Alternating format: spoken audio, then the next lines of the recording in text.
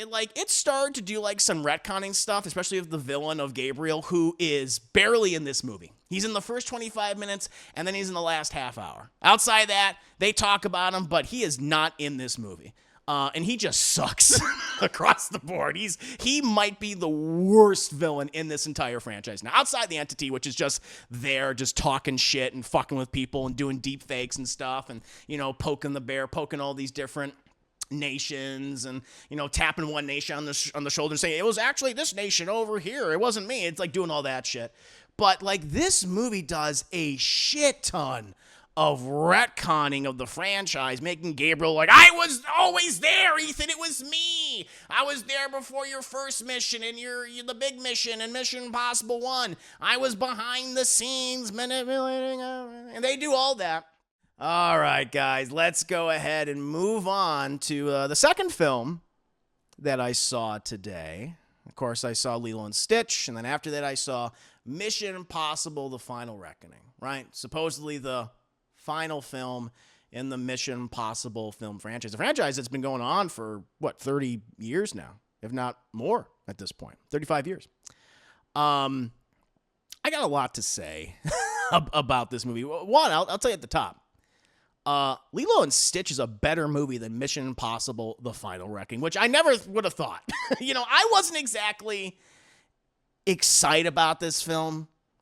And that's for several big reasons. I mean, one, I probably should, turn the clocks back a bit. My overall opinions on Mission Impossible franchise. There are a number of entries that I really do enjoy. Like, my favorite for the longest time has always been Mission Impossible 3. I feel like that's when the franchise kind of really understood, like, what it was supposed to be and really focusing on the team, established a great villain of Owen Davian, played by the late, great Philip Seymour Hoffman. I think it's a great movie. And then, Ghost Protocol was the one after 4, I think is very good. And then you had Rogue Nation, I'm not too big a fan of, but everyone loves that movie. And then, of course, you had Fallout, of course, and then the original ones, like the first one I think is okay. It's fine. A lot of people love it. 2 is garbage. It's John Woo just doing whatever John Woo wants, and it's not a Mission Impossible movie. But these most recent Mission Impossible films, like Dead Reckoning Part 1, or I guess it's just called Dead Reckoning now because they dropped the whole Part 1, Part 2 thing. Like that I like that movie, but it definitely had some flaws. It definitely felt a little exposition heavy. And you just had like a really lame villain. Honestly, one of the lamest villain ever introduced to the franchise. The character of Gabriel. And also the AI enemy that is the Entity, as they call it. But it definitely had some great moments in it. I like the chemistry between Tom Cruise and Haley Atwell in that film. They had a number of things for all the supporting characters to do. Great action scenes, of course, across the board. Some of the more grounded stuff. And, of course, you had some of the more spectacular stuff. I liked the movie. I walked away liking it. But with this movie, like, it was all leading up to this film. The Final Reckoning. In this movie, the supposed final entry in this series, at least this iteration of it, honestly, everything that led up to it, this entire franchise essentially leading up to it, I have to say, it is a shocking disappointment of a film. And again, that's for a ton of reasons. First of all, and this surprised me a lot, this movie is fucking boring. Oh my God, this movie is boring. It has so many pacing issues, terrible pacing issues, and it's just filled to the brim with exposition, retconning, rampant retconning, and just poor attempts at nostalgia baiting. The first 25 minutes of this movie is just letting us know what happened in the last film and some of the other entries in the franchise. They also splice together with like edited footage from those original movies. And I'm just like, I know. Like, why are you telling me all this stuff? And to me, it's just like, the producers are like, well, these people might forgot what happened in the other entries in the Mission Impossible franchise or in Dead Reckoning. So let's just spend literally the first 25 minutes of this movie, which then ends in a really lame action scene, to tell them what happened. I'm like, what if I just watched the first film? What if I just watched the movie before this one? I'd be all caught up. I'd be fine. It's like, no. These people are fucking stupid. They may not know. So just do that. Just vomit. Just vomit exposition at the screen at them. And I was like, wow, this was off to a really, really bad start. And honestly, the first hour of this movie, even after that, it's like you'll get maybe an action scene, you'll get like a little bit of the character dynamics, people like talking back and forth to each other, a little bit of that chemistry's on display. But then they'll be like, oh, but people might not know what the fuck is going on again. So let's go ahead and pause and remind them what we're all doing.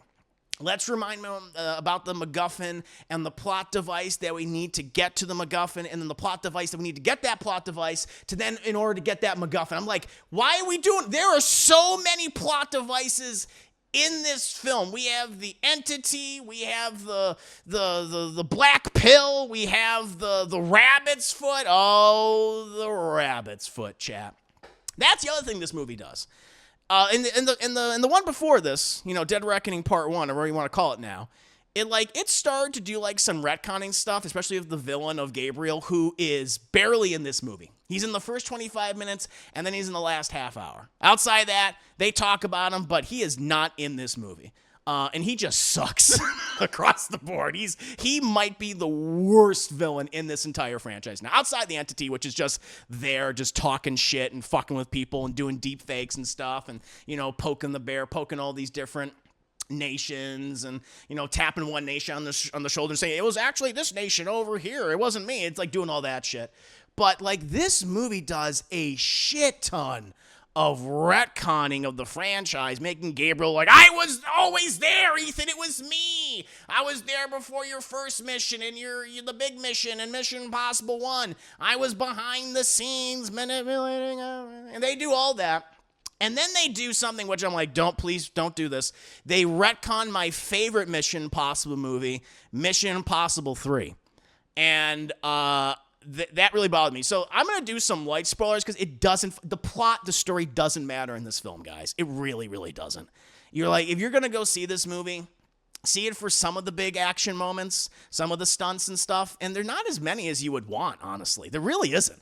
Like, I feel like there's more outstanding action in the last several films before this one that are even better than this. Like, yeah, you get the plane, you get some stuff from the sub, but overall, I'm like, I was unimpressed by what I saw. But if you're going to go see it, see for the action. The plot makes no goddamn sense, even though they try to remind you every 10 or 15 minutes. But they start retconning like a number of the other films, especially the third one, where in Mission Impossible 3, like Ethan is trying to go up, him and his team are going up against Owen Davian, played by Philip Seymour Hoffman, who is essentially trying to sell the rabbit's foot, which is this biological weapon to all these different nations for the highest bidder and stuff. They got to get this because it'll cause like a massive worldwide plague and kill hundreds of thousands, if not millions, if not billions of people, devastate the human population. They retcon that. They're like, no, you dummies. Owen Davian didn't make a biological weapon. He's the creator of the entity. He was trying to sell the entity. So that they retcon that. It's the baby entity. It's when it was a widow baby. And they're saying like, yeah, we experimented on it and it became the entity. I'm just like, what? What are you talking about? It doesn't make any sense. And they do stuff like that in this movie so many times. And eventually you just kind of go, you just throw your hands up in the air. You're like, all right, if you say so, fine. Just get to the next action scene. Please, for the love of God, just do it. And again, like I said, those action scenes themselves are just not really, they didn't really stand out to me. Outside the plane stuff, outside the stuff where they have to go to the sub because they got to get the plot device to counter this plot device in order to counter that plot device, and so they can get the entity. Like that's what it is. Like the cast is fucking huge. This movie has way too many characters. There are simply way too many characters in this film. I mean, it's still the Tom Cruise show. It's still Ethan Hunt's movie, right? And everyone else is secondary or tertiary to this film. And even Tom Cruise kind of feels a little lost in it. Like, there's just so many scenes where he has to explain something to someone, or all these people are all in it's always in a big circle, where they're all explaining whatever the MacGuffin is, where the plot device is, and everyone's like, yeah, we're in agreement now? All right, we'll meet back in 15 minutes to explain all this over again, once we introduce another fucking element that's very, very confusing. I like Haley Atwell as Grace in this. Although I just feel like, even though I really like the chemistry between the two of them in Dead Reckoning, because so much of this movie is just relegating things from the past or retconning them, like they don't really have like moments to feel like a couple or to be like super intimate in the way that I would want them to be. There's just such a lack of that. And I feel like Why didn't you lean into that more? I mean, if you're all about like, this is my team. My team is essentially my family. It's all about family. That's this entry actually, it has a lot of the same problems. Now that I just say it, it just occurred to me, it has a lot of the same problems that the latter Fast and the Furious films do. Where they're like, yeah, remember when that character died in that movie, or this thing happened. Actually, it was this. It's always been that way all along. You just didn't know. I'm just like, what? And that is just so frustrating. I think the biggest standout in this film is Ving Rhames. In terms of what they did with him, it is emotional, and I did think it worked, and I like that, and it's a recurring thing that's brought up throughout the rest of the film. Really like what they did with Ving Rhames. He's been a part of this franchise, since the original one, and has always been one of the outstanding supporting characters, and I like what they do with him. Simon Pegg as, Benji. I know, I'm a huge Simon Pegg fan.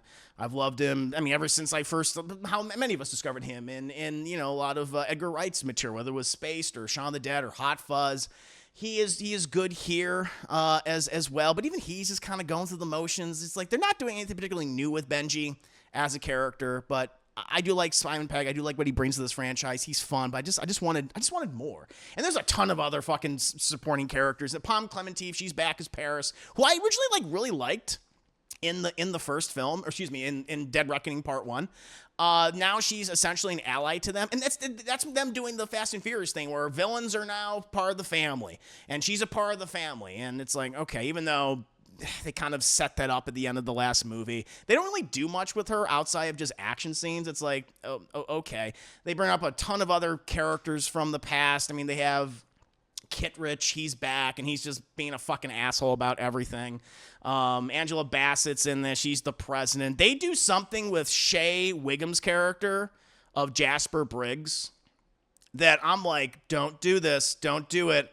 Where he's like, I'm not actually Jasper Briggs. I'm this person. Ethan's like, are we about to have a fucking problem right now? And he's like, maybe, because of what you did in the past, Ethan. Oh, the past has come back to get your ass. And I thought what they did with his character, I'm not going to say that because that's too much of a spoiler, but it's a lame fucking spoiler. It really is. It's just like, really? That's where he's originally from. He's related to this person. I'm like, okay, sure, why not? And it adds nothing. That's the other thing. That's the thing that bothers me about the retconning in this film and the member berries, and they do a lot of member berries, and the just bringing up the past again and just exposition, is that it's not helping the film itself. It's not making what I'm seeing and the things that come afterwards like better.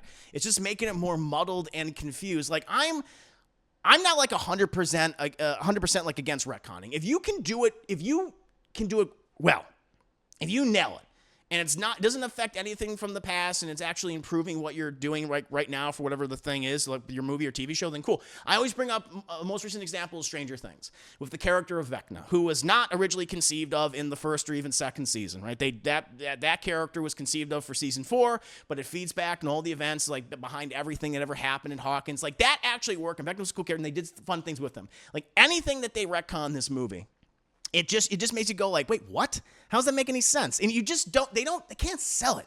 You don't fucking buy it whatsoever. And that's very, very frustrating. And just kind of like, all right, just get to the next fucking scene already. Anyway, the other character, I'm sorry, I got sidetracked. Because of Shea Wiggum and who he really is. I'm like, all right, whatever. There's so many other supporting characters in this movie, and you're like, wait, who are you again? You're a part of the team now? Are you sure? And they do nothing with them. That's the other thing. Like, these new people who are part of the team, because we're all about exposition and racing to find this plot device in order to counter this plot device to get the entity or whatever, you don't really get to establish a relationship with these people or, like, a sense of, like, a dynamic, And you're just kind of like, all right, you're just there for if you need to say something like important to the plot or for an action scene. That's really it. The editing in this movie is also like really frustrating too. There's a lot of scenes where they'll cut away from the action and you'll just watch someone's expression you'll just see them reacting to whatever's happening in front of them, but we don't see it. And you notice that for the first time with Haley Atwell's character, where you think, oh, fucking Tom Cruise is about to throw down. with these thugs or whatever. And then the camera's like, nope, we're going to actually just focus on Haley Atwell. Now, Haley Atwell's a beautiful woman, Chad. She's very healthy. And I was like, well, this is nice, but she's just going, ooh, It's like, I want to see Ethan Hunt fight people. Like, at least you're giving, like, the plot sucks. At least give me that. And they're like, no. We're not going to give you that right now, okay? Shut the fuck up. Look at Haley Atwell. All right. Look at her react to Ethan Hunt beating people up. All right. We're not going to show you that. And it's like, okay. A montage of fucking flashbacks from all the past films. So many. Bringing back characters from the first one. Saying, like, hey, remember this guy from Mission Impossible 1 where Tom Cruise, went in, like, he did the thing where he's like, oh, almost hit the ground and stuff. Well, he's a major character now. It's like, okay. Sure. Why not? Okay, is that cool? Not really. There's so much mumbo jumbo, just so much mumbo jumbo, gobbledygook, techno babble in this. And I'm like, okay, I don't really give a shit anymore. And they also established, and this was like really weird, at one point in the film, Ethan, it's a spoiler. It doesn't matter. It really doesn't matter. Ethan hooks himself up to the entity, and the entity basically explains its whole, reason why it's doing it. And it's the same thing any AI, evil AI is doing. It's like, humanity needs to be cleansed, whatever. And he says, Ethan, in a way, you are the chosen one. They literally say, dialogue is used to describe Tom Cruise as Ethan Hunt, as the chosen one of this world. I'm just like, give me a fucking break. I don't give a shit. I don't care. It's so lame when they say, I was like, I rolled my eyes. Last two things. Bring up Gabriel again. I think he's other than the entity, who's just like, I'm an evil AI, you know what I'm about, yeah. Gabriel is probably the worst villain in this franchise. One, because it just feels like they lost interest in him. Like, he's only really in the first part of the movie, the first 25 minutes, and then he locks himself, like, in a fucking bunker somewhere. And then he comes back at the last act of the film.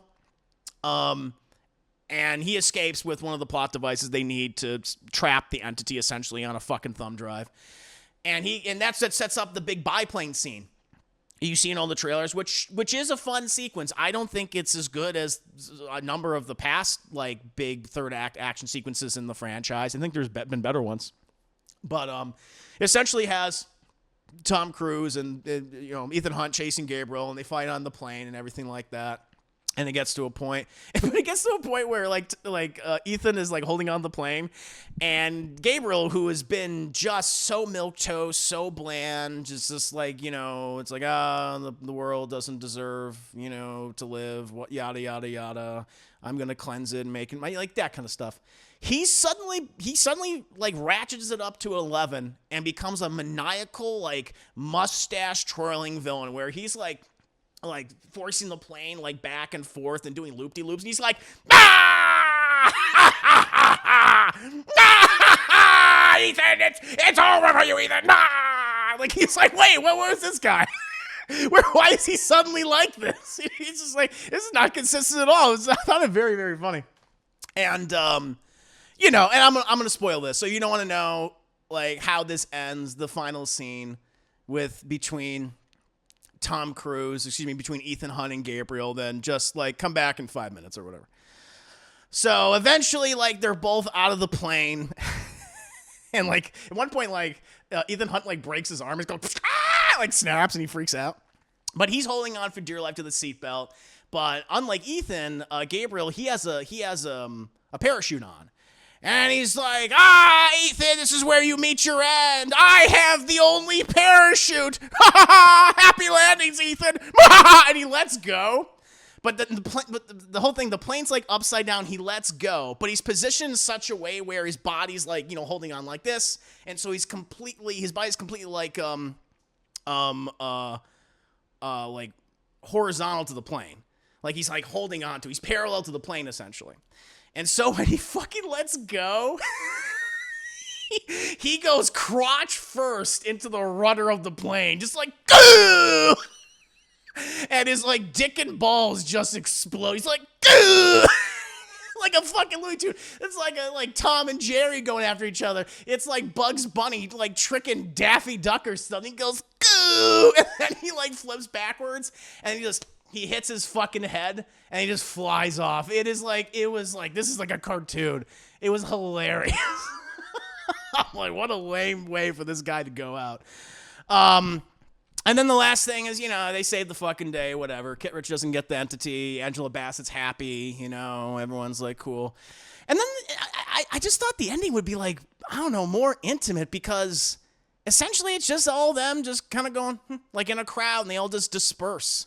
And I was like, if this is the last, like, Mission Impossible film, I feel like I want to have more of a connection between all these people. Like, this team is more than a team. They're a family. It's like, why aren't they, like, saying, like, this is like a proper goodbye? Right? And it's just not there. And so for them to say this is the last film of the franchise, I'm like, is it? It feels like, I'm like, well, I guess it was like they all met up afterwards after fucking Gabriel, got crotch shot in the by the rudder of the plane. And they're like, that was fucking wild. And he's like, well, listen, guys, I guess I'll see you on the next mission, in a year or two. And they're like, yep, we'll see you later. And they just fucking walk away. It's like, what? Really? That's it? So yeah, chat, I think Mission Impossible: The Final Reckoning is the worst entry in the Mission Impossible franchise since the second one. And again, I haven't seen the second one in a very, very long time. So who knows? This might be the worst one. Like, the one thing about what I remember from the second one is, it's so unlike any of the entries. It's just John Woo being like, I don't care about Mission Impossible. I'm going to do my own thing. And it's stupid. It's very silly. It's over the top. It's kind of like those late era, it came out around the same time. It's like those late era Pierce Brosnan, James Bond movies. It's more like Die Another Day or Tomorrow Never Dies, like one of those movies, honestly. And so I guess you can get some enjoyment out of it because it's so stupid. But the problem with this one is it's just boring. It's just so boring, especially that first hour. The action, while there is a lot of great moments, it doesn't feel as big and as impactful as past entries. And just the exposition and the retconning too. It just felt so unnecessary. I was very, very frustrated by that. So yeah, Mission Impossible. Who would have thought? The Final Reckoning being one of the biggest disappointments of 2025. But that's honestly just how I feel. I was shocked at how bad this movie actually was.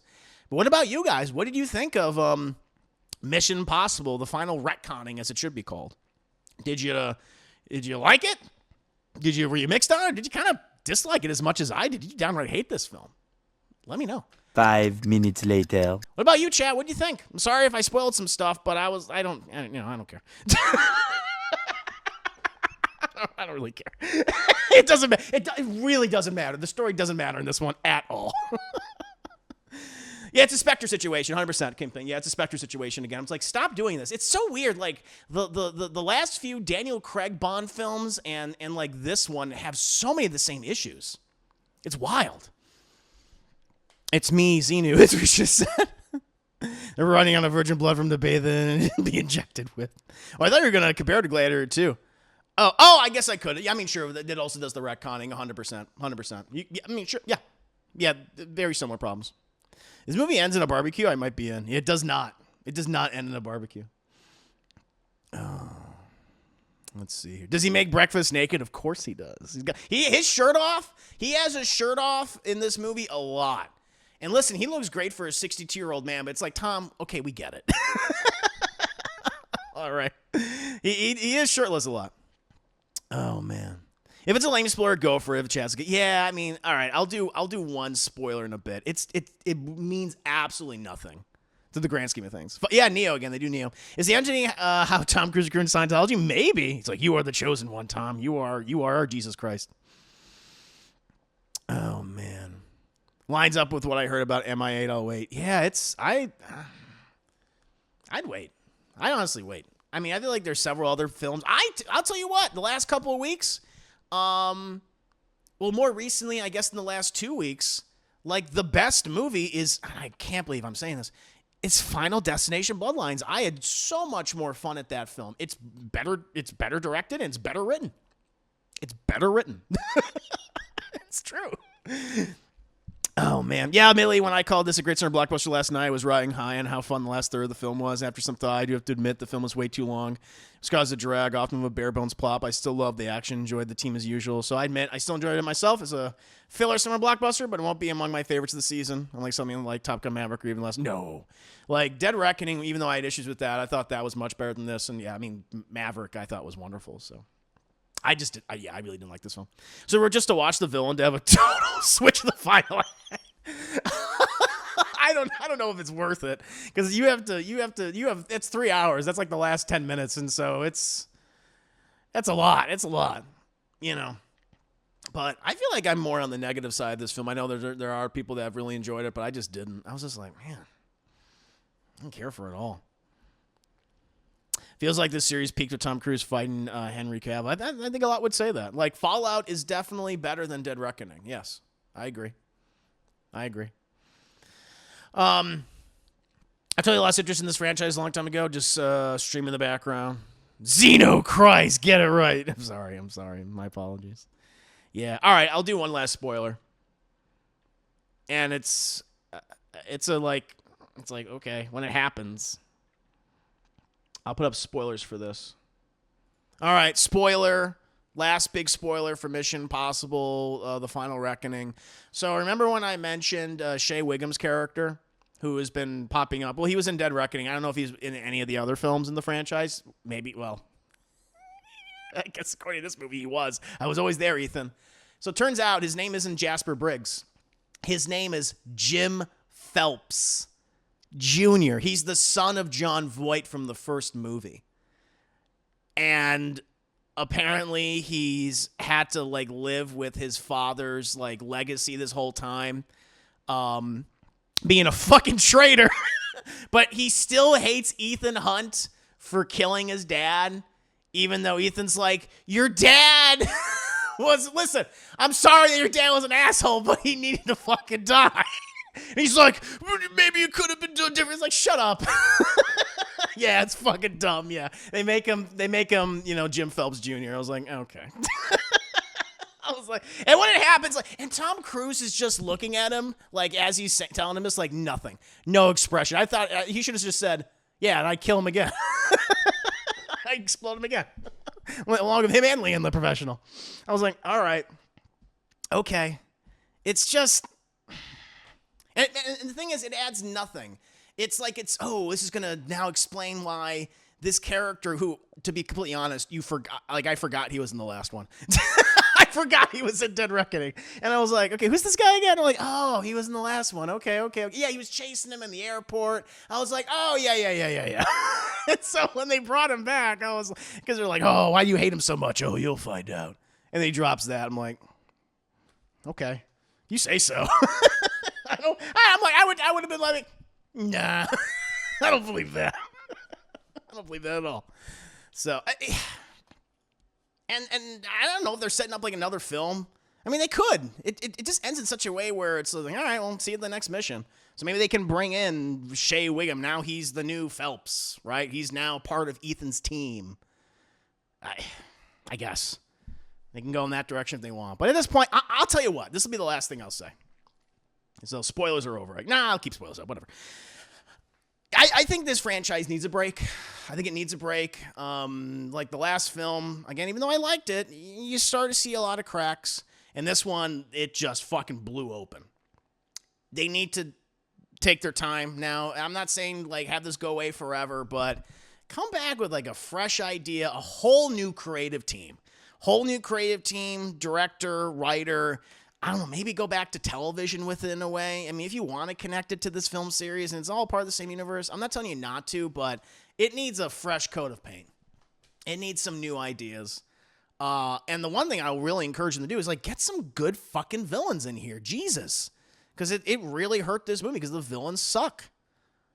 It's necessary. So take like a decade off of this franchise and then come back with it. But I don't necessarily need to see Tom Cruise again as Ethan Hunt unless you're going to have him be like more of the director. He's now the director. Like have it where he's the director of the IMF. Like he's doing this now. I mean, like I could see that working, sure. But get new people in here. Get fresh blood. That's what I want because I don't think this is working. So yeah, weirdly enough, chat, Lilo and Stitch is the better movie. Didn't think I would say that, but it's true. It's true.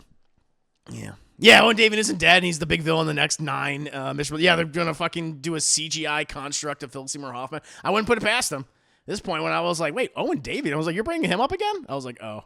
And they just retconned all this stuff. I was like, okay. Oh, okay. Are spoilers over yet? I guess. I suppose so. Paul Giamatti, hell yeah. Get like the most unlikely people to be a part of the IMF team. Paul Giamatti, I'd be like, okay, all right, let's do that. Oh man.